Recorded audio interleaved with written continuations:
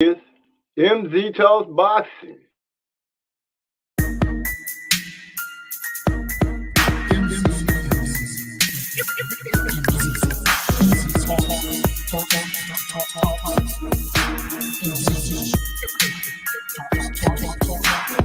Let me make this abundantly clear. We talk about boxing here. My opinion is winning, but if you ain't feeling no good on your boxing, yeah. There's been no headshot sting, so do these body blows that I bring. You wanted the big step to the ring. Let's go to the toe to the final bell ring. MZ Talks Boxing. Yeah.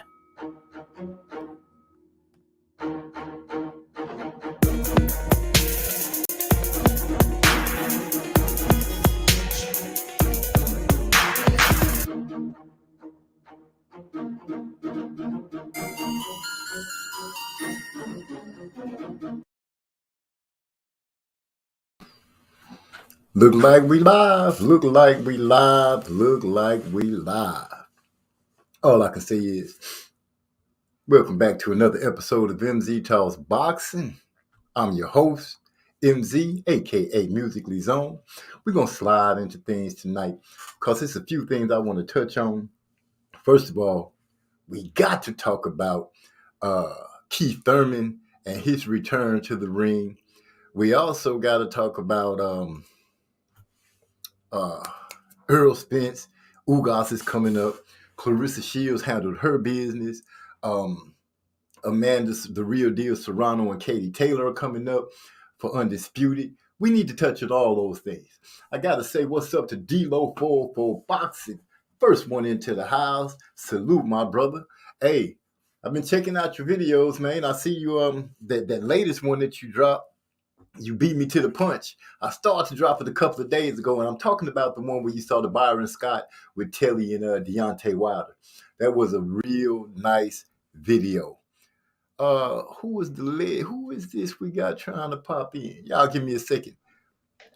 We got the legend coming in today. Who we talking to? This is your boy MZ, Musically Zone. Who we got talking to me? We got the MC Ren, bro, from the UK coming in live, man. Live. Well, how you doing, Yeah. man? How you doing? Yeah, not too bad, man. Are you going to be discussing the fights tonight, fam? Yes, I plan on touching on the fights. You do mean Keith Thurman, Mario Barrios, that fight, right? Yeah, the lot, man. Everything that's going down. Yeah. Literally. Go Yeah. ahead. Yeah. I'm just going to put my hat on. Wait a sec. Get this man's on. Yeah, I just thought I'd pop in. It's a bit late here. Bit late. Been out and about. I just thought the Keith Thurman fight against Mario Barrios was a bit of a stupid fight. It was a garbage fight. Nobody wants to watch a has been versus a no bean. This was a Mr. Bean versus. This was a stupid fight. Well, I had no love for that fight. I can understand. I can understand your angle and where you might be coming from. There were a few people that felt like it wasn't a good fight, but we got to give Keith. We got to give him some kind of competition to come back to. He's been out the ring for about 2 years. Listen. I don't really give him no credit. I put my face on so you can see me. Oh, there you go, bro. Nice to meet you. Nice to meet you. Nice to see you, bro. I'm 51 next year, so I'm an old man. But listen, birthday to you. Happy birthday to you. Listen, I just think I don't want to copyright myself singing happy birthday, but just think Keith Thurman, his best days are behind him, bro. He had a lot of success. He got the WBC and the WBA. He held it hostage for years. We all know about that. Then he ran off to Nepal and got married after the Danny fight, which I personally think got beat down in that fight against Danny Garcia. Mm-hmm. That's my own take on that, man's. Listen, Keith Thurman is what he is, bro. I think his trainer died, the Italian guy, which is like his he was some sort of surrogate father for him as well. So I think Keith Thurman's a good fighter. He can fight. I think the Ugas Spence fight is going to be good. Obviously, that's been announced over the last few hours or the last day. Right. Don't know, man. I just think that I think Keith Thurman's time's gone, man. You got Windows 7 and you got Windows 10, and Thurman's operating on Windows 7, bro. Well, I know there's quite a few fans that might disagree with you and say he's probably working on Windows 12. Give me a second. Salute to you, Cypher Supreme TV. Glad you stopped through. Bruce Goes Boxing, Jazz, and more. Glad to have you in the house tonight.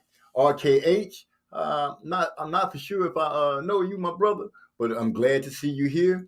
I'm going to ask everybody, if you're coming in, hit the subscribe button as we unpack things and get things going. So, with that being said, go for it. I'm gonna let you cook a little more. Just say what you got to say. What's on your mind?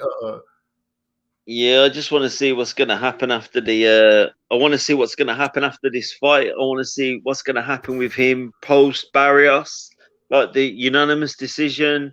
I wasn't 100% convinced with that win. I think Mario Barrios is a bit of a hitman for people that are like trying to build their reps. I don't know where Keith Thurman's going to go from now on. I personally think nowhere. As I said, he held the WBC and WBA belts hostage. What was it, from 2017 till about 2018 or 19 or 20? It was a long time he held those belts hostage. He said that he had an injured shoulder, then his elbow went, and then he ran off and got married in Nepal. I ain't convinced with Keith Thurman, to be honest. I've never been convinced with him. Okay, if you don't mind me asking, who do you like? At 147 at the moment. At 147, who do you like? There's only two guys, Spence and Bud Crawford. That's it. These are the only guys that seem to be they're maybe not fighting each other, but I don't think they're not fighting each other because they don't want to fight each other. It's promoters that are keeping them apart, but they're the only decent guys at that weight. They're the only decent guys. I actually think Crawford gave Porter a payday, and I actually think Spence gave Porter a payday as well. I think Porter, I don't want to sound like a conspiracy theorist, but Porter planned to do co-cell work on, Walter Cronkite type stuff, talking about, he planned to do that a long time before the Bud fight and the Spence fight, and I think they gave him paydays. Now, that's very controversial what I've just said, but I know for a fact that is true. And I think Porter and his father, I knew his father would pull him out of that fight. Knew it for a fact. Well, I'm going to be able to touch on things like that. I'm going to say thank you for giving me your opinion. Your opinion, everybody's opinion is respected here on Music Zone Talks Boxing. Have a lovely night. You too, man. But if you don't mind, keep listening and, shoot us something in the comment area once in a while, and so we know that you're still with us. Yeah, man. I appreciate you having me on. Thanks. No problem. I know it's late across the pond, but it's kind of early over here, so I won't try to keep you up too late. Take care, guys. Have a lovely night, man. You too. Thank you for stopping by. Bye-bye. Bye-bye. All right. Bye-bye. Gil Cole, salute my brother. Who's your favorite wrestler? I really don't watch wrestling, RKH, unless you're talking about MMA, and I really don't watch that either. I got out of wrestling a long time ago, so I don't know what to say about that. Gil Coles, I know you got something to say about your boy Keith Thurman, man. He had a nice comeback. He looked good, I must say. The ring rust didn't show as much as his movement and his countering. It was just that he was just barely missing every once in a while. And by the looks of Mario Barrios' face, you can't really say that he missed too much because Mario was pretty swole up. So it leads me to believe that the glove argument that they were publicizing may have been Mario's idea in the get go, and what have you. So yeah, with that being said, hell of a fight. He did his job. He didn't seem to tire out, but he did once again that body blow. That body blow showed up and it affected him. And I did see somebody reported about Keith saying that Mario had stepped in with the punches. It would have did a lot more to it. So with that, it lead to be said. Not too much to be said. As far as Barrios, you guys tell me if you think I'm wrong. But Mario is, to me, in like no man's land. I don't think he's quite ready for 147 because he's not that fast. He when it comes to letting his hands go, he's a good competition. He's a strong warrior, but he doesn't have that it factor, that wow at 147. I don't think we're going to see Mario as a champion at 147. I'm going to go as far as to say I don't even think we're going to see him as a contender at 147. It's too bad that at this time and point in his career, he's just 26. Maybe he can work on his countering timing. If he can work on his timing where he can get that down a little better, maybe it'll work out for him. Too big for 140. Not quite, in my mind, from what I saw, quite ready for 147 yet. Keith was able to pivot, turn, jump in, jump out, and do pretty much what he wanted to do. So with that being said, yeah, it's the return of the flute. As Gil Coles would say, the return of the flute. So what you guys think about that? And about the fight. I think it was a good fight. I think it was a decent return. Also on that night, Leo Santa Cruz, his fight was heady.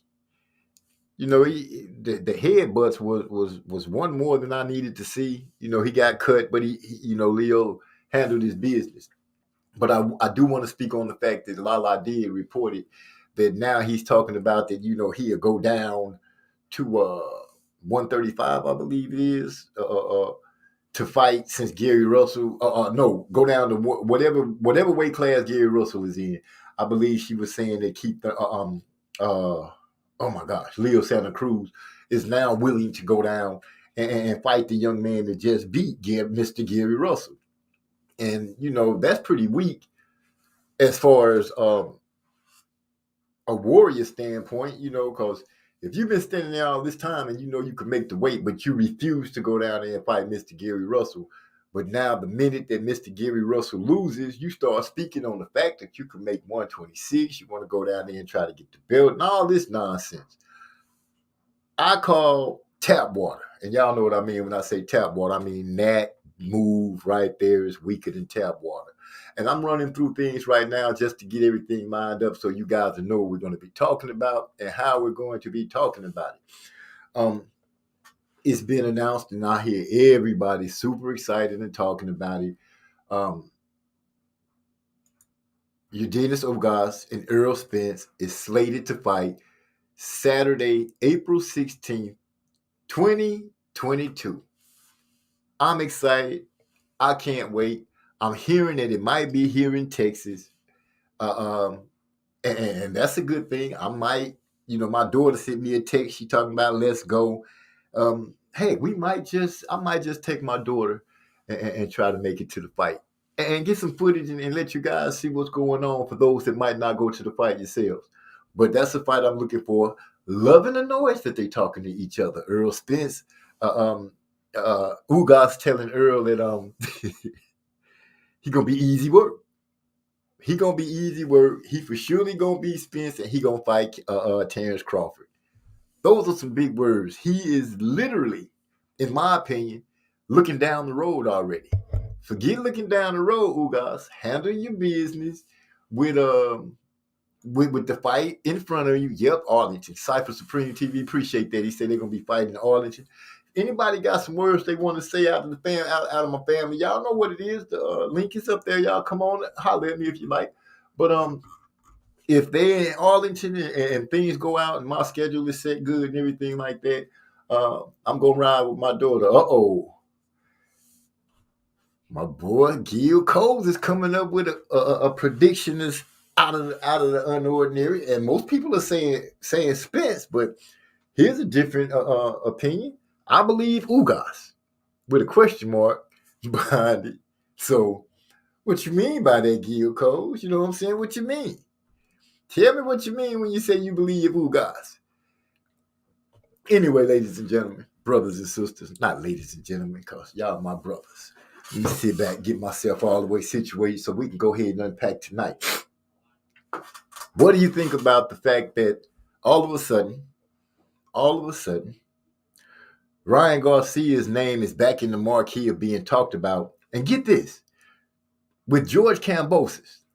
Now, Ryan Garcia, in my opinion, if you have to say anybody when it comes to fighting doesn't deserve a chance to fight for belts right now, I would have to say that person unequivocally would be Ryan Garcia. This is the same man who's been screaming he's going to fight everybody. So does that mean that the fight that he posted earlier is not a fight anymore because now he's going to be fighting George Kambosos? No, people, let's not forget that he just announced that he's going to be fighting somebody in April, his return. So now does that mean he'll be fighting George Kambosos? And what do you say to George Kambosos, my brothers? Other than, dude, you got to be. The only thing I can think of, he's just trying to hold those belts for as long as he can. As long as he can. Gil Coles had something to say. He said, Ugas going to fight Keith for undisputed. Keith going to roll up some bud. So let me get this straight. If what Gil Coles is predicting, Ugas is going to be Earl Spence, which means either Keith or Ugas is going to fight Terrence Crawford and relieve him of the WO. And being they're going to fight for undisputed. Is that what you're trying to tell me, Gil Cole? Because that's what it looks like. And then Keith's going to roll up some bud. Before or after he plays a good song on the flute. You know what I'm saying? That's what I want to know. Gil Cole says, Kambosos selling them belts to the highest bidder. I'm glad you noticed that and recognized that. Salute, Derek, baby. Glad you in the house, man. Come on in, kick your feet up. Y'all know how I do. I got me some Stella Rosa in the glass already. I got my little get goods set to the side. I'm sitting back. Master Rod will not be joining us tonight. He's still having some issues with his equipment. So we're gonna wish him the best on that, and we're gonna try to cook as best we can. Tell D-Lo 404 Boxing, I said Keith gone whoop Bud OG.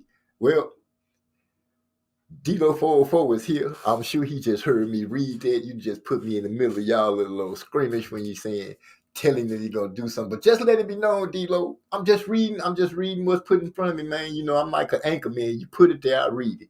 So that's how we're gonna go ahead and speak to that. Gentlemen, did anybody see Claressa Shields fight? Because if you didn't, let me tell you, that young lady dominated that fight. In my opinion, she outclassed old girl. Old girl was just not fast enough to do anything with her. Claressa, she looked like she was sitting down on her punches a lot better.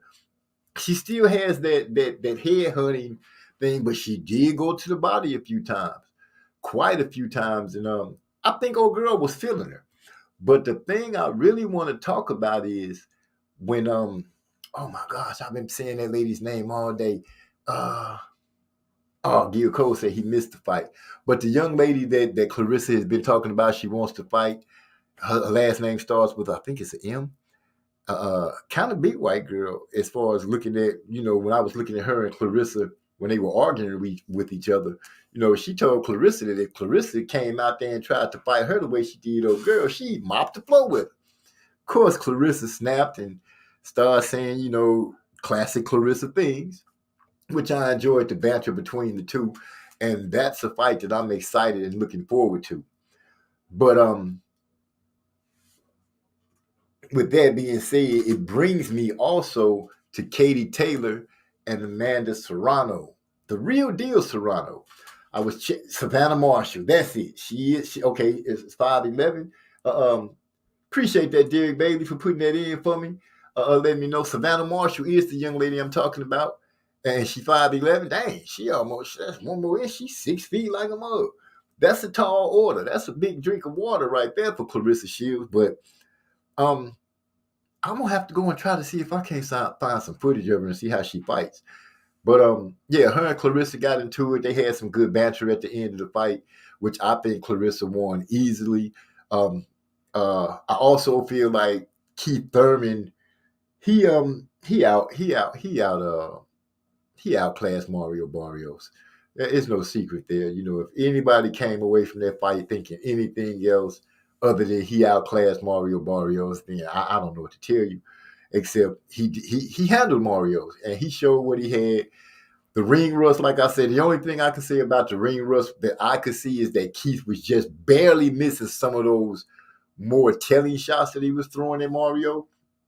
But back to Katie Taylor and and Miss Serrano. Checking them out in their interview, because they're getting ready to fight for Undisputed. Serrano was like, we can go ahead and have this fight 12 minutes. 12 rounds and 3 minutes a round. Now, as many times as we've heard Eddie Hearn talk about Katie Taylor is the business, she's the one. She was also the one to say, nah, I ain't trying to get that smoke like that. I ain't trying to do 36 minutes, which I would watch that fight. If they were to fight 12 rounds at 3 minutes a round, I would watch that fight. I'm going to try to watch it anyway, because I got a chance to watch. I got a chance to get that out of there. Get him out of there right out the gate. Get that right out our screen. We're not even going to have that. But yeah, I would watch that fight. And would you guys watch it? That's all I'm asking. Would you guys watch Katie Taylor and Miss Serrano, the real deal Serrano, go 12 rounds, 3 minutes a round? And who you got for that fight? Because I'm going with Serrano. Katie Taylor can fight, but I'm going with Serrano. Gil Cole's coming through. He said, I agree. The women should have 3 minute rounds. Yeah, you know what I'm saying? They out there getting punched in the face and punched in the body. They going through exactly what the men are going through. No difference. I would enjoy watching them fight a real, a full timed out fight. I won't say a real fight because they already fighting real fights. But it would be lovely to see what could happen with those women where you'd be like, man, she probably could have put her out if they had a little more time. Only time will tell if we'll ever get to see that type of thing. But we're going to push right along. So, now, what do you have to think about? What do you got? Oh, wait a minute. I got somebody say, Derek Bailey say, yeah, I got Serrano too. Okay. Cypher Supreme say, absolutely, I'm picking Taylor. That's what I like to see here. We get a little split so that way we can have opinions from both sides of the fence. Let me know why you riding with Taylor. Let me know why you riding with Serrano. I'm riding with Serrano because I just think Serrano is a beast. She goes hard. The only other girl that I think goes harder than her is Clarissa. But, that's my opinion right now at the moment. I'm picking Earl Spence to beat Ugas. I'm picking Serrano to beat Taylor. I haven't gotten too many words or seen too much saying that the Charlo, Jamal and Canelo are actually fighting. I haven't really seen an official report about that. If anybody has seen a report about it, let me know. Taylor beat Amanda's sister. Let me put that up. Derek Bailey says Taylor beat Amanda's sister. So maybe Amanda feels some type of way about that, and she's gonna go out there and avenge her sister. I don't know. But that makes a good story. We have to see how it goes down. What was that? I'm picking Earl over Ugas. Let's talk Terrence Crawford. And it's kind of bugging me that so many people are dogging Terrence Crawford out because of this lawsuit, and it's just a lot of negativity that I'm hearing people saying. But listening to what people have been reading that the lawsuit says about Bob Arum not really doing his job is pretty much what it's breaking down to me. I happened to be watching the end of an era last night, and that's with I'm tripping. I'm talking about the Floyd Mayweather thing that they made about Floyd Mayweather. Taylor got pumpkin heads for the family. Cypher Supreme TV, wow, with that one. What was I saying? Man, maybe. Oh, I'm not really feeling how people are doing Terrence Crawford, because I checked out the little thing that somebody put together for Floyd Mayweather, and there are spots in there not only where Floyd is saying pretty much the same thing that Terrence Crawford is saying, but Bob Arum is making the same kind of dumb comments back then when Floyd was under his banner that he's saying pretty much about Terrence Crawford. Floyd had sort of an inflated ego about what his worth is. It's the same thing he's saying about Terrence Crawford. We all know what Floyd Mayweather ended up blowing up to be, and it shows that Bob Arum, Top Rank, Bob Arum's stepson, whoever he is that's running the show with him, they have a certain mentality when it comes to black fighters, because when you really think about it, they do not push black fighters. At the time Floyd was there, it was all about Golden Boy, Oscar De La Hoya, and I believe Bob Arum said something about Floyd wants to make Oscar's money. Oscar was making like I think somewhere around 30 million. That it was a high number, and they were offering Floyd like Floyd was making like 3 at the time. It's just crazy that you listen and you see this man on different interviews and videos saying knuckleheaded things, and people not really getting it. People not really. I'm gonna go ahead and say it. It's racism is hurting the sports, not just boxing, but it's been rooted deeply in the NFL, which we're going to touch on that in a minute. But at this moment right now, Terrence Crawford is in the mix where you got Eddie Hearn saying that he should sign with PBC, which in so many words, Eddie Hearn is telling you, I don't want Terrence Crawford, which I wouldn't, lean or be too mad with Eddie Hearn for that, because, he got a lot of his fighters from overseas that he's trying to showcase.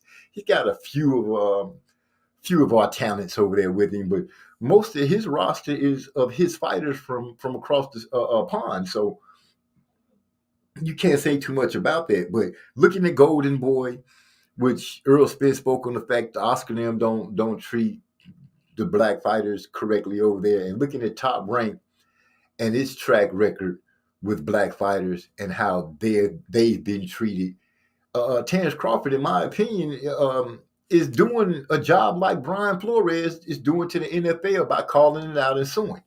So kudos to Terrence Crawford, and I hope he does get a chance to do what he needs to do and make it happen. Natasha Kamara is my favorite female boxer. I chose her first. Choose her first. Chose. I feel you, Gil Coles. I'm gonna have to. I like the boom. What's her name? Bombagard. How you say it? Bombagard. I like her. She's a good, nice talent that I think people should look out for. But what do you guys think? Is Terrence Crawford getting a bad deal?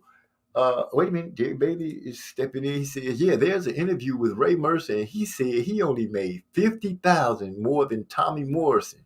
Ray said he asked Aaron why he is only making 50K more. Aaron said because Tommy is white.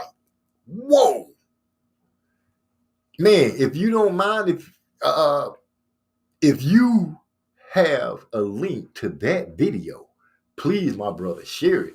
So, as much noise as needs to be made, I feel that, whether you a Terrence Crawford fan or not, if you want fairness and you think things should be fair, we need to go ahead and make noise to help this young man get what he needs, get what he deserves. A talent like his should not be right now flailing like a flag on a flagpole at this time in his career. This is a champion that it seems like the other companies don't want to touch. Now, lately, I've been hearing a lot of people talking down on PBC, but let's not forget that when PBC then first got started, didn't Bob Arum and Golden Boy them attempt to sue PBC?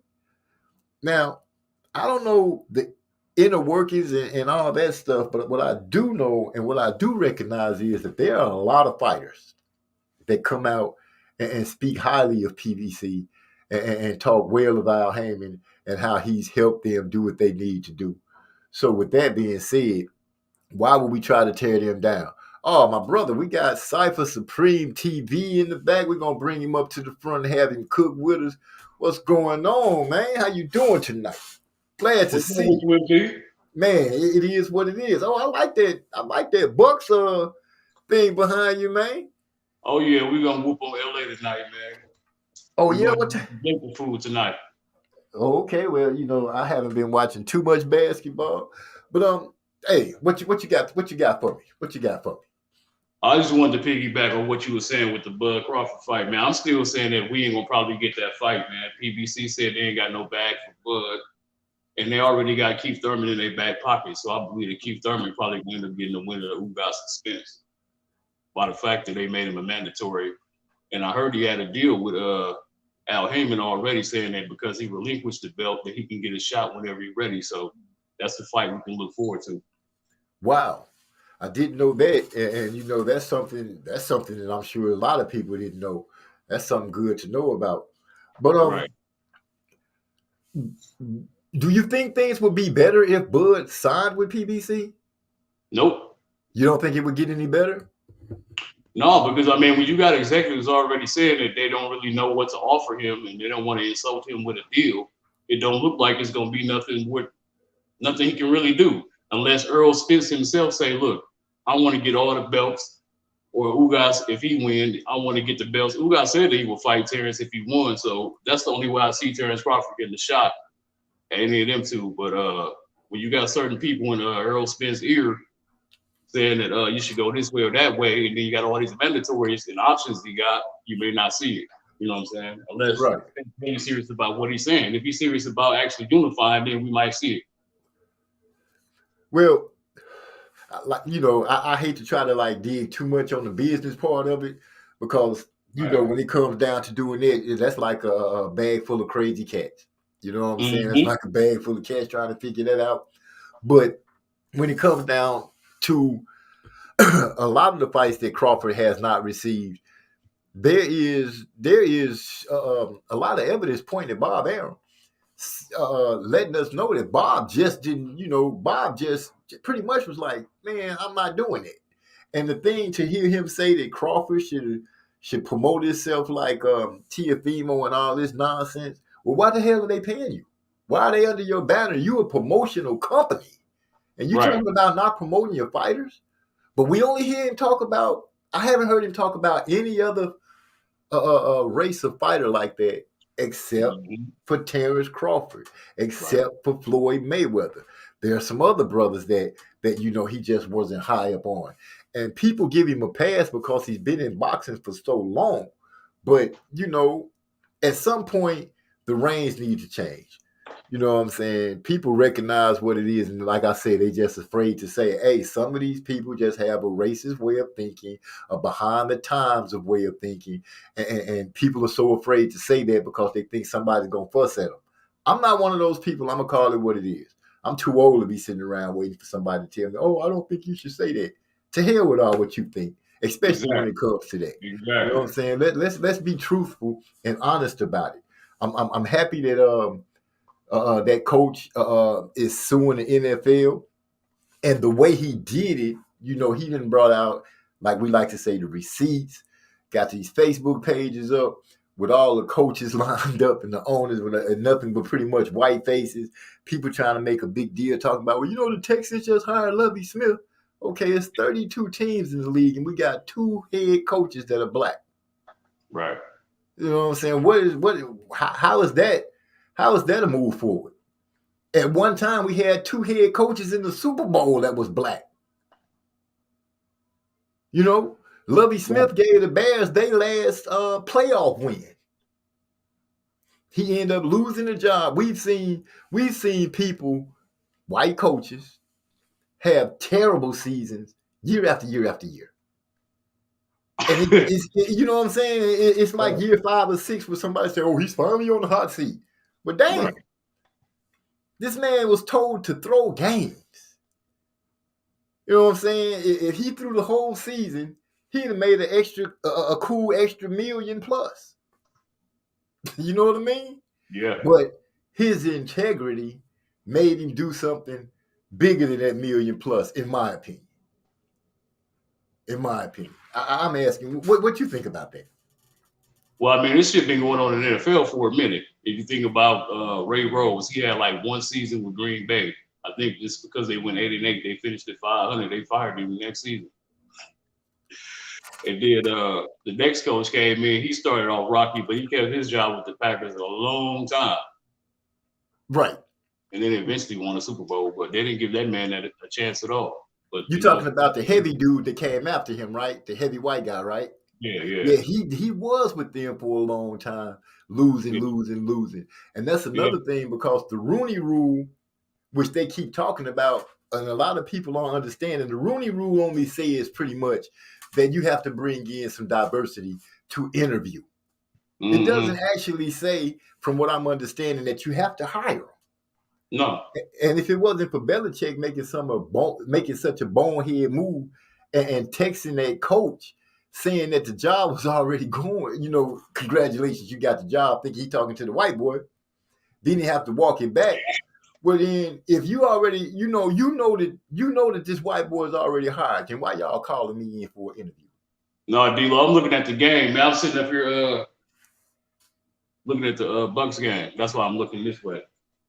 I can spoke what I would have spoken in my house, sir. D-Lo also said, oh my goodness, hold on. What has that self-promotion done for T.O., and what has all that exaggerated hype done for Loma? Absolutely nothing. No. Excuse me. Y'all know how I do. I'm over here clouded out. It's actually not doing anything for him, because T.O. at the moment right now is out of belts. We're not hearing about him getting ready to have a fight with anybody. He just screwed himself pretty much. Mm-hmm. But and Loma, you know, he don't have the belts either. Got his ass whooped by T.O. But it's not what it's done for him. It's the fact that they're wasting time and effort and energy. When Terrence Crawford was fighting, why are you talking about Lomachenko all the time? You know, what's the purpose of that? ESPN went so far as to change Lomachenko's record. You remember when they took his one and put it over as a draw and made it seem like he was undefeated? On that, you know, I'm like, dude, y'all, it boggles my mind that some of the moves that these people make and think we're supposed to just sit back and not see it, or accept the fact that they say, oh, well, black fighters don't sell tickets. Well, that's bullshit. When it comes down to it, and you look at the records that have been set, who were they set by? When it comes to making money and selling tickets, who were the records set by? There was a black fighter in that fight. You know what I'm saying? Oscar De La Hoya and Floyd Mayweather, Mike Tyson and Lennox Lewis, Lennox Lewis and Holyfield. I only named one fight that one of the fighters wasn't black. So that nonsense that they come and trying to tell us that our people don't sell, people, if they had any sense, I would promote the hell out of a black fighter for the simple reason I know it's going to be a whole bunch of white folks that's going to be paying to see him lose. Yeah, especially if you're an elite fighter. But that's the best way to go, though, self-promotion. That's the best way to go. It's starting to be that way, but which I'm glad that Terrence Crawford is going that route. You know what I'm saying? He's willing to work with people, but I don't think he's gonna go any route far as signing with somebody or whatever. I don't think he's gonna do that. I think he fed up on that situation again. I can agree with you on that. Let me see. They say they also Dilo 404 Boxing said they also like to bring the same black coaches back. Like they are on some special pre-approved list. They recycling their ass and shit. You know, I didn't even look at it like that. You know what I'm saying? Because, excuse me. At one point, I could remember. I'm old enough to remember back in the day when they said that a quarterback could not be black because the black quarterbacks weren't smart enough. You know what I'm saying? I remember a time when they were saying that. I remember a time when baseball was saying that the reason that they weren't getting black managers and things like that because they weren't smart enough. It's crazy. And as a matter of fact, it's an old interview. I'm gonna have to. I'm gonna make sure that I find it for you guys and tell you so you guys can check it out. There's an old video with I believe it's Ted Koppel from back in the day when he was younger. He was talking to one of the baseball general managers, and this dude say, you know, black people can't swim good because they don't have good buoyancy. I'm like, wait, what? For real? This is the way old America thinks about us, brothers and sisters, and they've been thinking like that for years. And this stuff is rooted in our sports, in business, politics, everything. And when you look up at it, you know, we don't fight hard enough for it.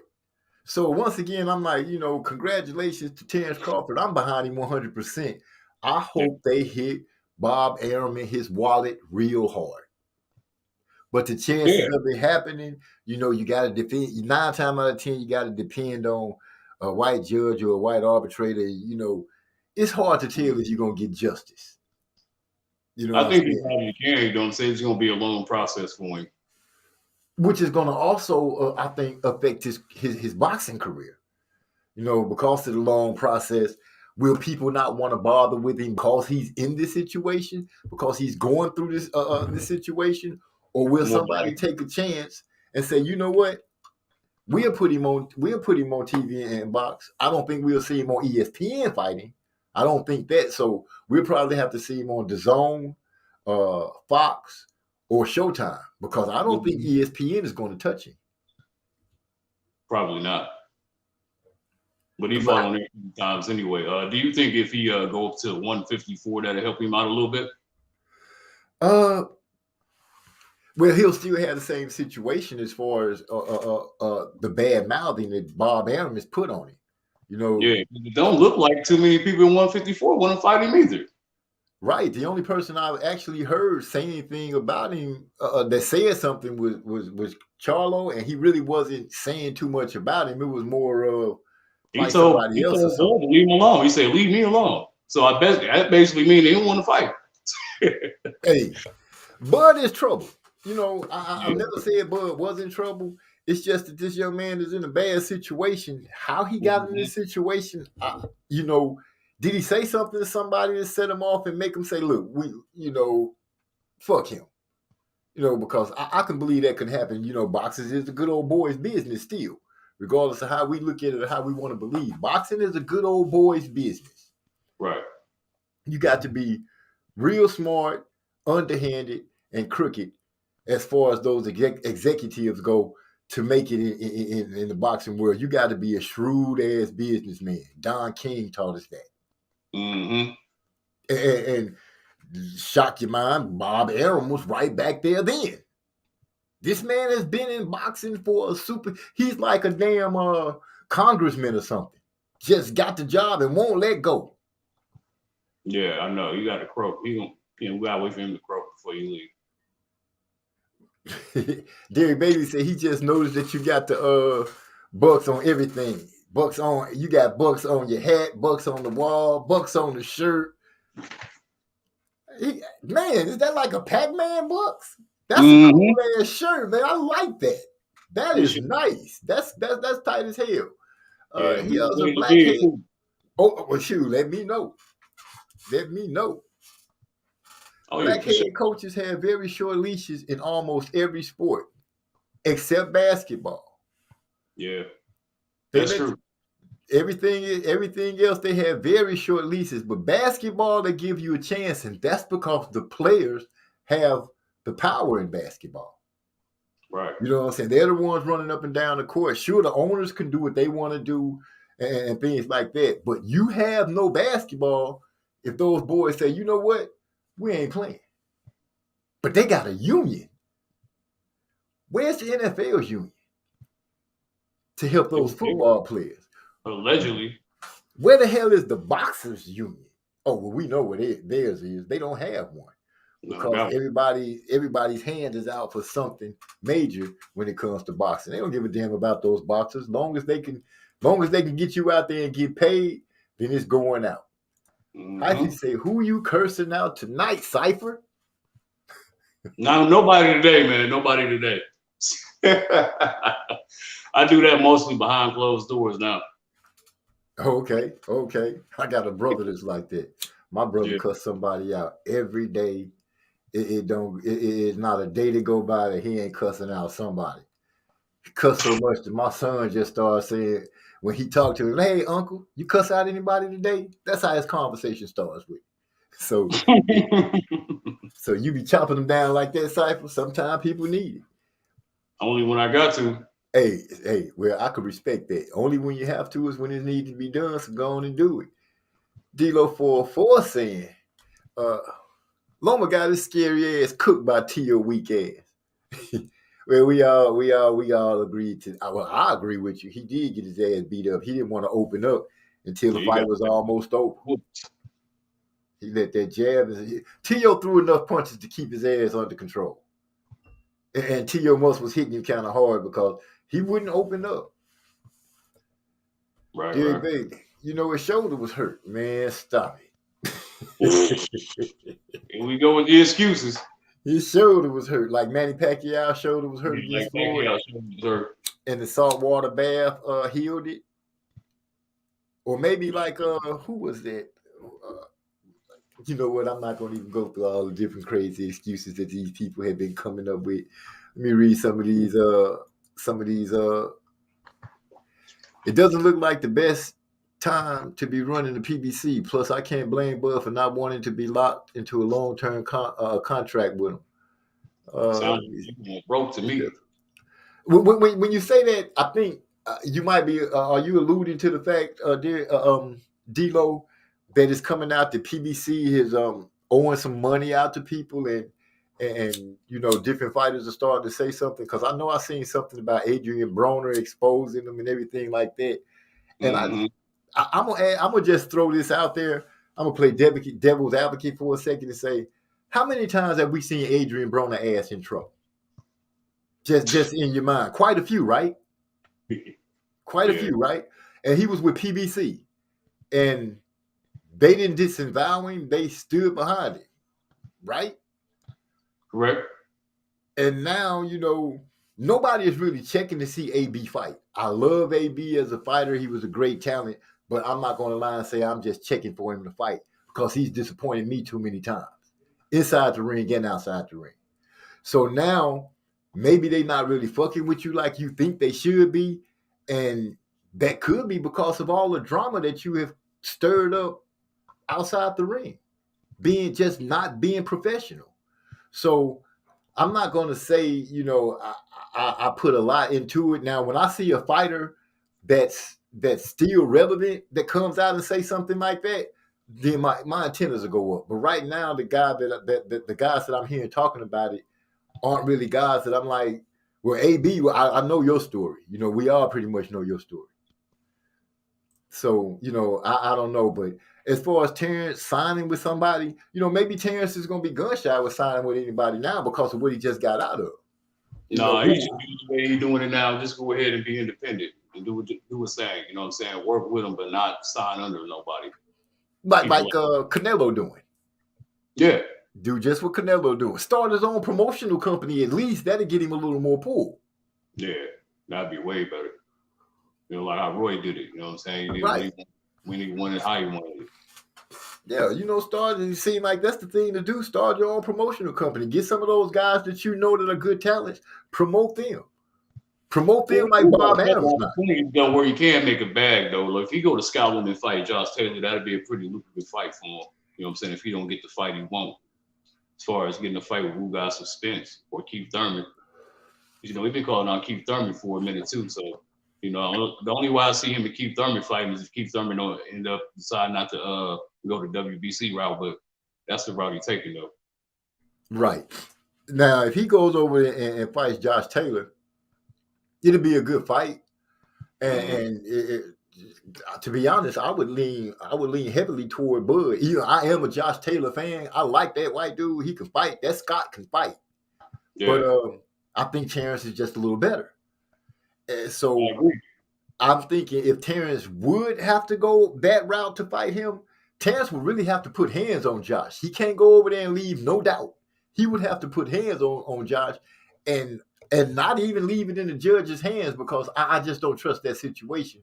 Because you know that with everything that's going on right now, that's the situation. I'm like, Bud, if you was to go that route, you got to put Josh on his ass.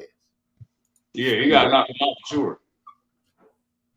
Especially at his home and everything. You know, we'll see how it goes.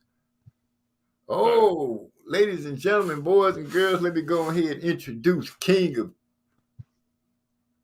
Boy, I know he didn't change that to King of Kinfolks.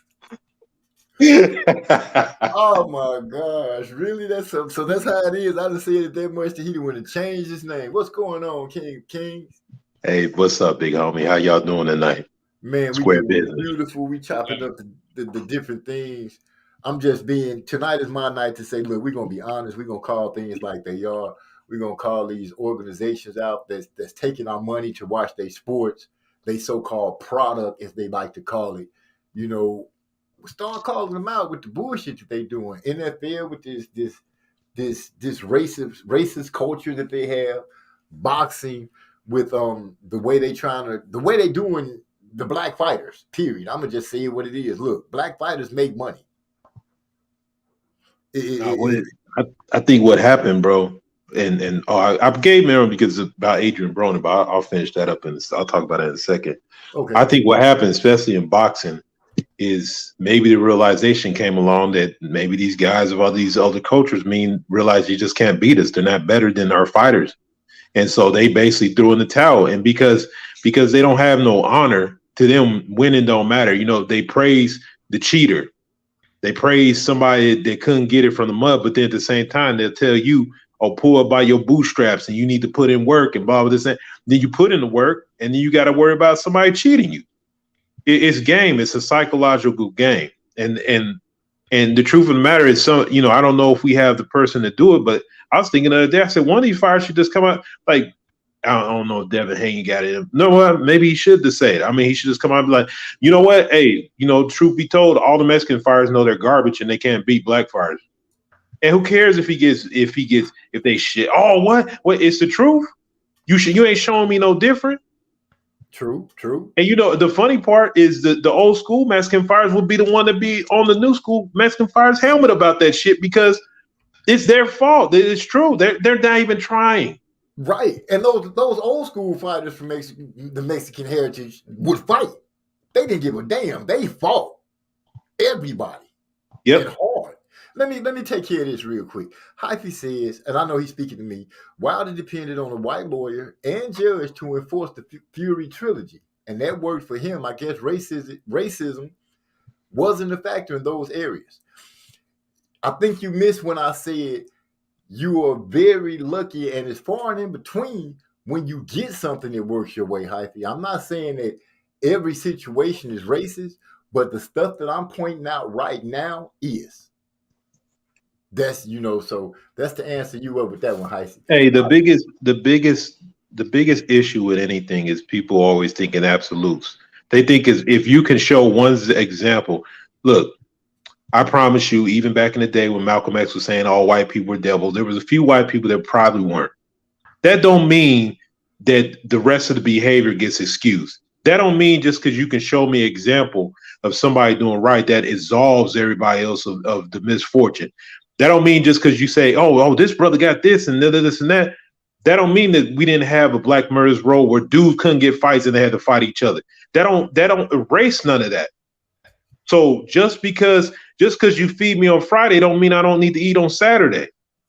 And that's straight up what's going on. So great, you give examples. And look, Hyphy low key one of these little light skinned California niggas.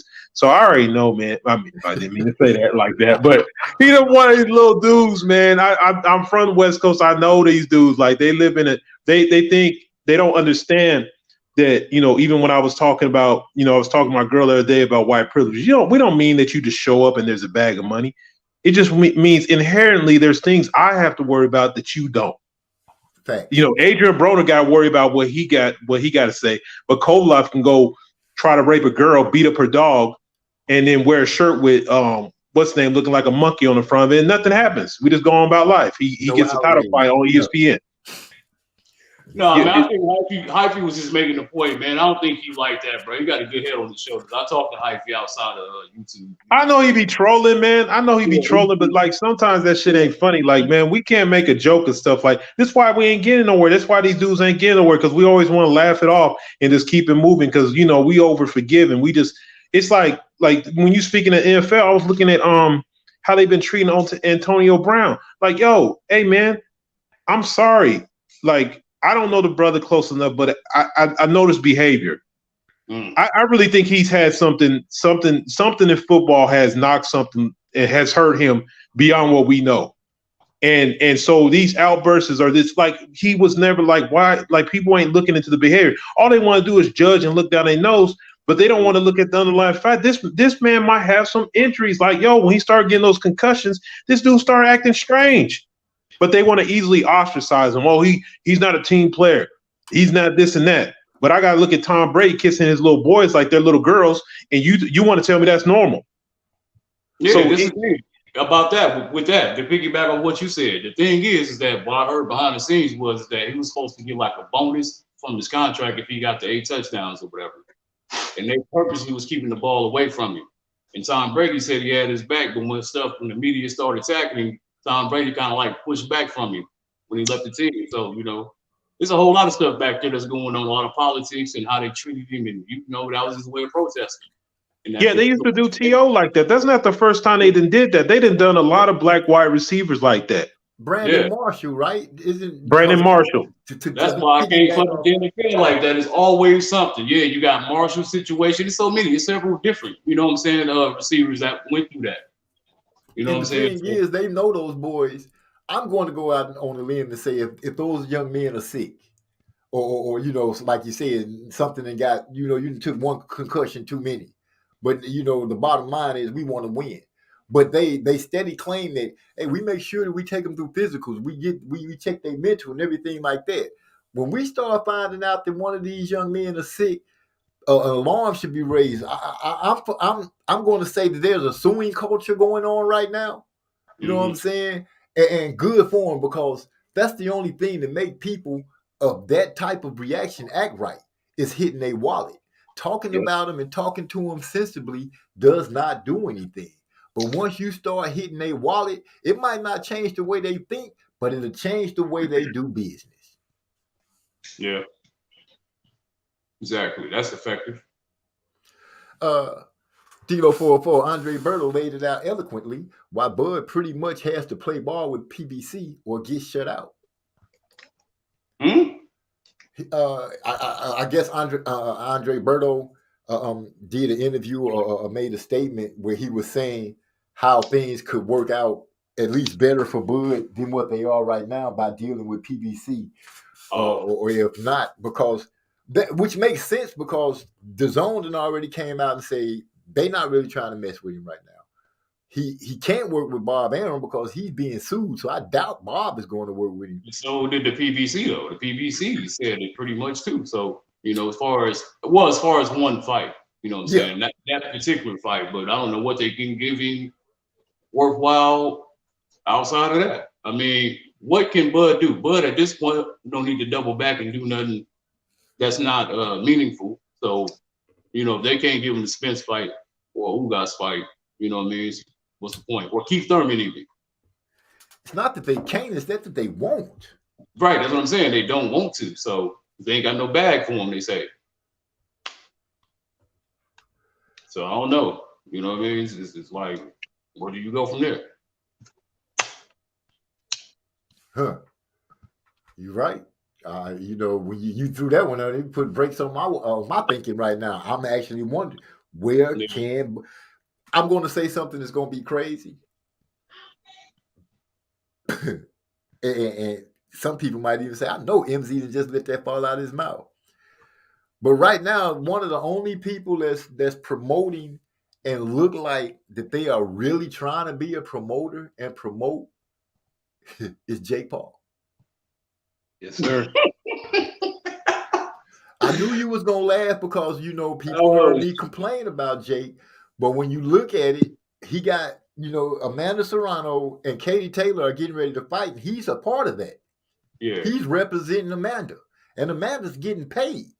Yeah. So I don't know. His actions have made me look at him different now. I don't know if Bud want to go that route though.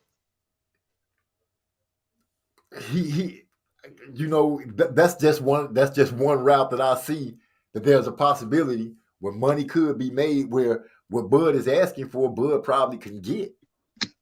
Messing I mean, Bud can get some money, you know what I'm saying? He still can get some money, but it just won't be the opportunity you want. Right. At least for right now. So what do you do? Do you want to keep getting paid and fight, or are you ready to just sit back, fight this lawsuit who we don't know how long it can take? If any of these guys gonna be a man of their word and fight, you know what I mean? If Keith Thurman don't get the Spence fight, he said he would definitely look into getting Crawford. If Ugas said he would fight Crawford next. Spence said he don't necessarily agree with the PBC and what they're saying, and he would like to go ahead and clear the belts out. So that fight should be next. I would be surprised if he did say something about Crawford after the fight if he wins. That's what I'm waiting to see. And if he don't, I'm going to know something, and I'm going the fuck in. Hey, I could respect you on that. And as far as like me trying to follow what the fighters have said, what Spencer said, let me get the belts over here, then I'll Crawford would be last, is the way I kind of understood it. So right now, it is actually set up that after this next fight with Spence or Ugas, the next fight should be, by their words, WBO champion, which is Terrence Bud Crawford. This is the words of Earl Spence and as of late of Ugas. Yeah, but here's one problem. When you got to keep Thurman, who they say is a bigger draw, we don't know what his pay-per-view numbers is yet, but they say he's a bigger draw. He become mandatory. What options do you take? Do you take Boots if he become IBF mandatory? Do you let Stagionis come in and get his shot? Or do you go the Keith Thurman route? Other than Bud. Look at all these ducks in a row they got. You know what I'm saying? There's so many different things he could do besides fight Bud. You know what I'm saying? So I'm just hoping that he be a man of his word. I just hope he be a man of his word and go after Undisputed after the, because I don't care what as far as the result, I want Spence to win, but whichever one of them win, y'all both said that's the next fight. And I'm not trying to block on Keith Thurman or anything, but right now he's really, nobody else should be part of the conversation. The conversation should be all about Earl, Ugas, and Bud. There should be no other conversations. We should be screaming 147 undisputed, either Earl and Crawford or Ugas and Crawford. That's it. Yeah, man. But boxing been playing this lately, man. You know, all these politics and all this stuff. Man, I don't know if we're gonna get all these fights. He say Cypher is probably like Pops on Boomerang, Buck socks on and all. You gotta coordinate. Gotta coordinate, goddammit. Mr. Bang Bang.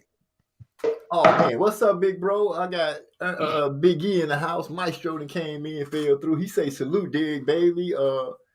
Just giving props out to everybody. Hyphy came through again. Oh, he's speaking to D-Lo. Inactive spokesman fighter for PBC. I take his word with a grain of salt. How come Berto can't get any fights? Wasn't he the 49th fight for Floyd, right? He's number 49. I think he got him a nice little check. And I think Berto ain't trying to fight no more, bro. I mean, what for what? Berto, hey, look, we forget. I mean, even though he got caught Berto was on the juice at one point in time. Berto, man, like, let's be honest, man. It's a wrap. That's all. These are old men that we talking about. Like, Berto was old before Floyd was old. So I mean, whatever, man. So, but no, to speaking, like I said, we were talking about guys not getting fights, and you brought up Adrian Broner. You're right, man. Track record got to mean something. This dude stay in trouble. He not professional. He don't train. Did you see him in the last fight, man? So yeah. I mean, you can't sit here and say somebody ain't getting you no fights and you not doing your part. You know what I'm saying? So I don't want to hear that. Like, I never heard Austin Trout say that. He stayed good. I never heard Leo Santa Cruz say that. That fool always give fights. There's a few other guys. What's his name? I can't even think of some of them other dudes. I'm like, damn, them dudes ate off PBC. But you got to be willing to train. You got to maybe, it's cool to put on the act during the show, but man, they got you on YouTube videos talking about you ain't got no money and saying Al Heyman's name in a court case and stuff. Man, get out of here, bro. Like, I mean, and they still was giving you fights. They still feeding you. You getting fed to be a clown. You're not even competitive. I mean, so, and most of you lack of being competitive is you're not committed at all. You don't master your craft. All you have to do is box. All that else is, look, why not box 10 years, focus on boxing, and then when you get 35 and you're ready to retire, you can go to the club and hang out and do all this goofy shit. It just don't make sense to me. Like, you got a finite amount of time. You like, boxers are like the running backs of the sport. You got a little bit of time to do something, and you wasting it. And then you looking at people like they owe you something. They didn't did enough. They didn't. Who knows how much money? You were saying they was giving you money on the side, bro. He helped him with one of the situations he was in. I saw him with a video where he said Al Heyman and somebody else literally gave him the money. There you go.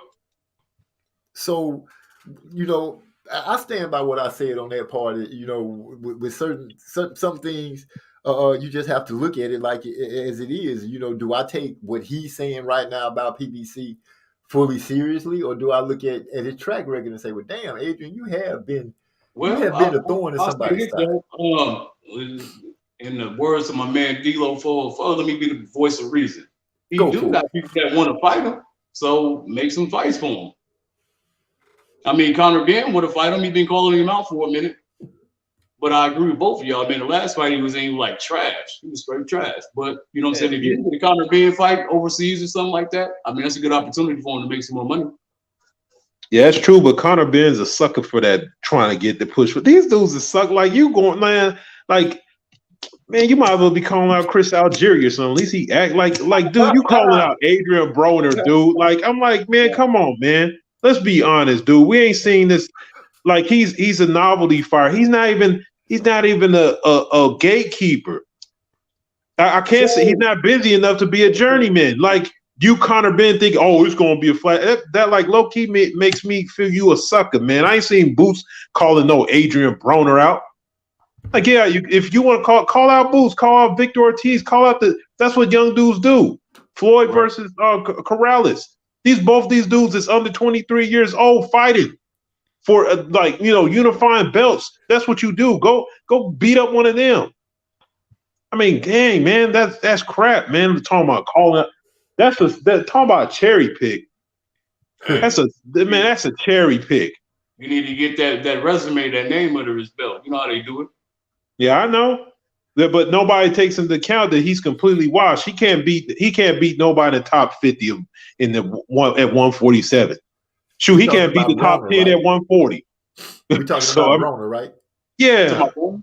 Oh. Yeah. I just want to make sure. Yeah, Conor Ben calling him out, trying to that's like I said, man, fight somebody of significance. I mean, that's trash. I don't know, man. Whatever. That Conor Ben pissed me off doing that because, like I said, that's opportunist. Like you might as well go. You might as well call that Amir Khan or something. I mean, yeah, you're right. And another thing, you know, I don't know how you guys look at it, but I know I would look at it this way. How many times do I have to see you in something where you drinking, where you hire something? Like you a freaking boxer and you representing more than just yourself. If I'm your promotional company, if you know, but everybody like to say that Al Heyman is an advisor. So I advise you not to be getting caught up in videos, drinking and doing dumb shit like that. But yet and still, that's what you do. How many people do you think are literally going to bet on you or pay to see you when they always seeing you somewhere drunk or getting shot at? Or some kind of dumb situation with some female that you were in court for? You know, how many times do you think people are going to pay to see that in the ring? I wouldn't pay to see Adrian Broner anyway. He like trash that fight on Showtime, man. Oh boy. And I think he lost that fight. I thought he lost. Yeah, he came on a little too late in that fight. He did step it up, but he stepped it up a little late. When he was fighting him, I was like, dude must be drunk or something. That wide ass stance, legs this far. Yo, that dude had a belt. Hey man, the number one rule of shit talking is a possibility that I might actually whoop your ass. You know what I mean? That now at this point in time, he ain't gonna do it. It's not gonna happen, bro. Like he's not gonna beat nobody. It's sad. And so, I mean, like I said, so that's the thing about it, man. He's not like these dudes living. They're like living in yesterday.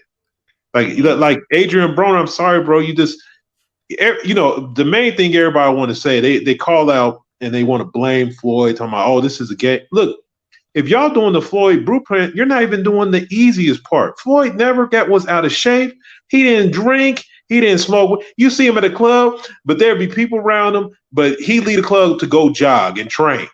You guys ain't doing the main basic thing that Floyd did. So nobody is following that blueprint because none of y'all are disciplined enough to do it. Yeah, so cut the shit. Straight to the money. Straight to the money. Right. The voice of reason. Speaking of the voice of reason, it's not about that. Look at what PBC said about Spence and Bud fight. Look at all these unnecessary pay-per-views. Look at them bowing down to Cinnamon. Mm-hmm. Well, if I had to think like I was trying to make paper, I would say, yeah, look at what they said about Spence and Bud. I like Spence and Bud. I feel like they could make the fight, but I'm just playing devil's advocate right here.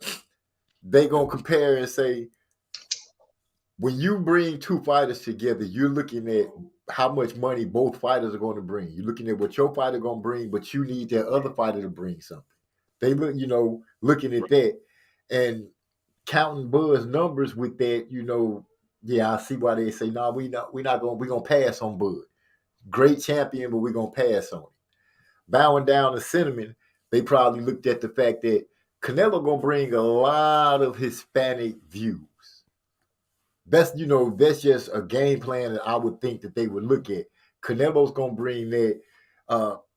Maybe they was fishing to see we give him Caleb Plant now, and maybe we'll be able to snatch his ass back a couple of more times for our bigger fights where we banking that people gonna pay to see Charlo Canelo or Benavidez Canelo. I'm just guessing that could be what their way of thinking. I've been looking forward to that fight. Which one? Canelo and Benavidez, if it happened.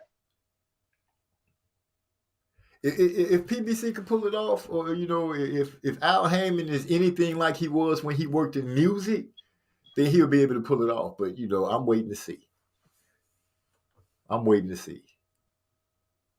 What you think, King? Man, I think, I would love to see that fight. I think Benavidez is young enough and arrogant enough to beat him. Like, I think really in his look, boxing is about belief. I think Benavidez think like he looked at Cinnamon like, yo, I'll whoop this dude's ass. Like literally, that's how he looked at him. If you notice a lot of boxers that deal with Canelo, man, they ain't got no edge, man. Like Boo Boo, come, hey Canelo. I mean, come on, man. Like, look, you gotta have some hate. You know what I'm saying? I saw Vargas get knocked out by De La Hoya, and he still was talking shit. Like he still wants some smoke. Right. Like you know what I'm saying? Like you gotta sometimes look, man, this is boxing. You gotta have some mean street in you. And I think Benavidez got it in. He look at Canelo like, man, I'll smash this dude. This ain't even real Mexican for real. Anyway, that's how he look at him. That's how he look at him. He ain't got no curls in his hair, man. Damn this dude. I'll smash this dude. Like that's really like how you look at him. It might be delusional, who knows? But that youngster that's strong. A good scrap. That youngster strong. He got fast hands. Mm-hmm. Yeah, you gotta shoot at it. If King of King, the way you just put that out, I could honestly say I could follow that word for word as far as Benavidez looking at Canelo. And that's the way I think fighters should be. You know what I'm saying? We fighters. Dude, I'll beat your ass. And then I'll beat his ass and his ass and his ass and whoever think they finna take this belt. That's the fighter that you pray that you get to see. It's almost like he a fairy tale now. We don't get those kind of fighters. But we got a couple of them. But the competition is literally the motherfuckers that's holding the belts. Cambosis, they running. I want to see Devin Haney fight for these belts, man. They made up a belt to let these boys literally duck and dodge and run from this young man. And one of to jump subjects, one of the things that's bothering me about Bud Top Rank is Shakur Stevenson. Mm. That's one of our young talents that's over there. When it's time for him to be on that level to be shining, what is he going to go through? Who knows? Maybe he'll get out, you know what I'm saying, when it's time to, though. You know, maybe he won't stick around for it. But I can see doing some big stuff in boxing, though. Yeah, well, all I can say is I hope things go well for him. But when I first found out that Shakur was over there, I was like, what the fuck? Why? Same here. Most of their team was over there. I mean, still is over there. A lot of them over there. Look at how many of them he just got now from over there from that gym. I think Aaron's got 3 or 4 new fighters from over there. So, that's pretty much where they go first. D-Lo say Bud and Bomac already have a promotional company. Have for years. It's B&B Promotions. They just put on a show 2522. Well, wouldn't a smart thing be to take your best asset as a promotional company, which would be yourself, away from Bob Arum? If Bud got all that going, I don't see what the holdup is, why he can't negotiate with people. That's the truest statement, though, because remember him and Spence was like, when they were standing in that room, and Spence was like, oh, you know who you got to call to make a fight with me? And he was like, me.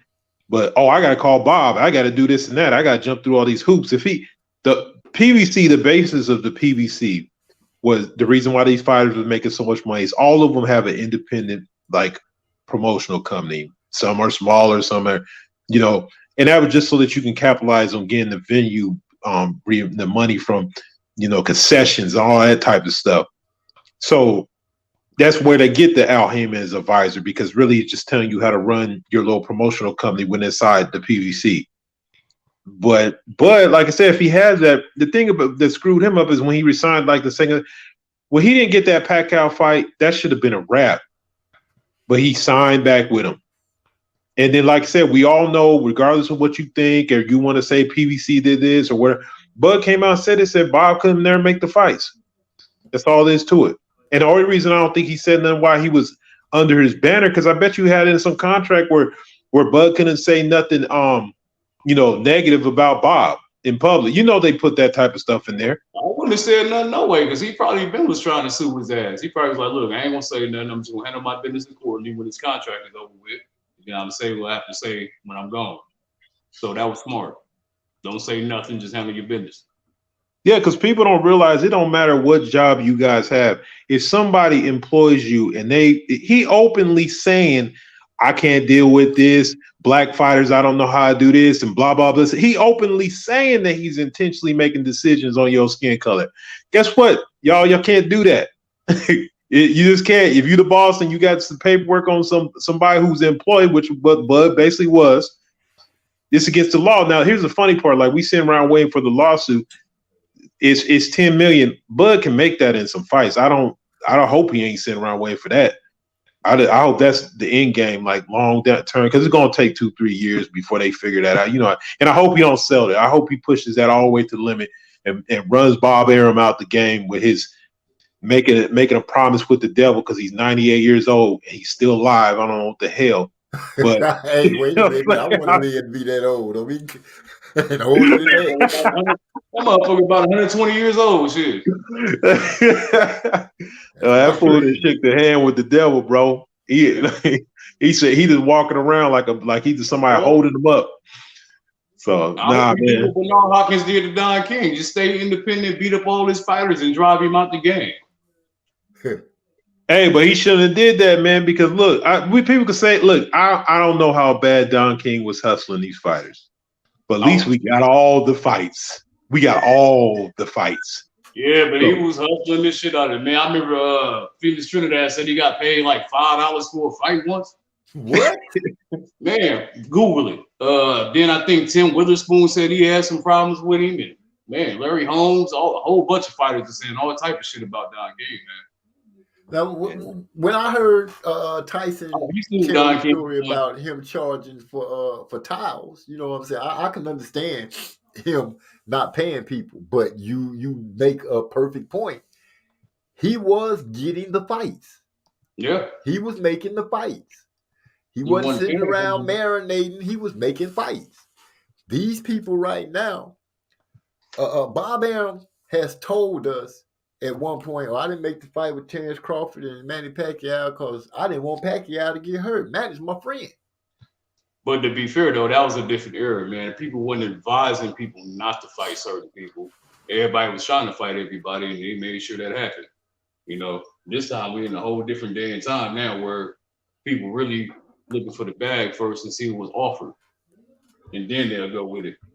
And I'll have to attest that to Floyd, and the simple reason because Floyd found out that he was getting cheated. Mm-hmm. It wasn't that he wasn't. It's one thing to say that I deserve this much, right. But then you find out, I know I deserve this much, but y'all only paying me this much, and then you find out on top of that you're not paying me what I'm worth. It's some people cheating me. Yeah, they stealing from me. Yeah. So he made this business model because each fighter is a business. He made this model, hey, you better make sure that your bag is right and everybody's hands not in it before you go step in the ring. Right.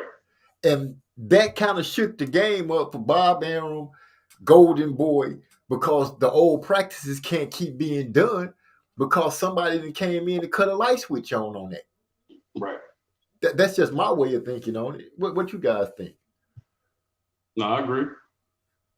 Yeah, you're right. that was the biggest thing is, boxers became self-aware. But the funny part, we talk about the money, but the money chase ain't what killed boxing, man. What killing boxing is number one. What other sport has 4 sanctioning? Like, where do these places appear? This is stupid. Like, look, even Dana White consolidated Pride into UFC. You can't have different things that are somehow, and then the worst part about it is they're allowed to say, well, if you're a champion, we don't rank. What does me having a belt that you say doesn't really exist because of your belt, and then you say I'm not in your rankings? It just the way it's so corrupt, dude. It's just like you can pay for your rankings. I mean, like what? But this is not even sport anymore. So the fighters making money.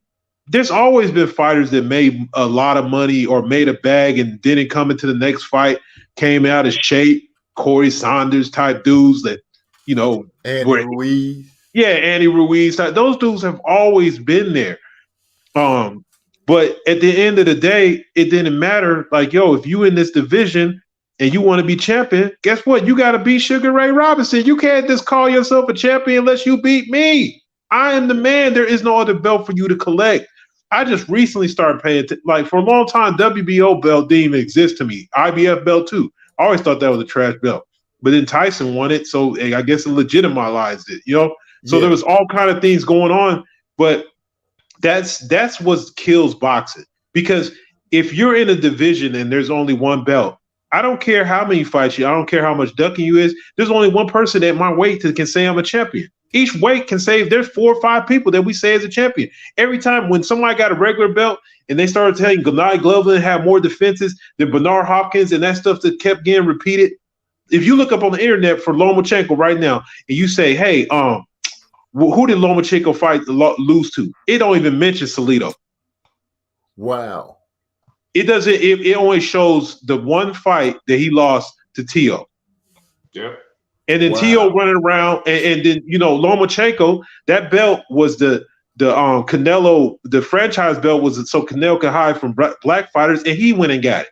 And now we got that plan. Now that belt is floating around at 135, and now we got all this other drama. So that's what's doing it. Like if you got a different title that you say now, title, at least make the franchise belt a different color or something. It looks just like a WBC belt. Exactly like a WBC belt. And it doesn't hurt when you bring up the sanctioning bodies.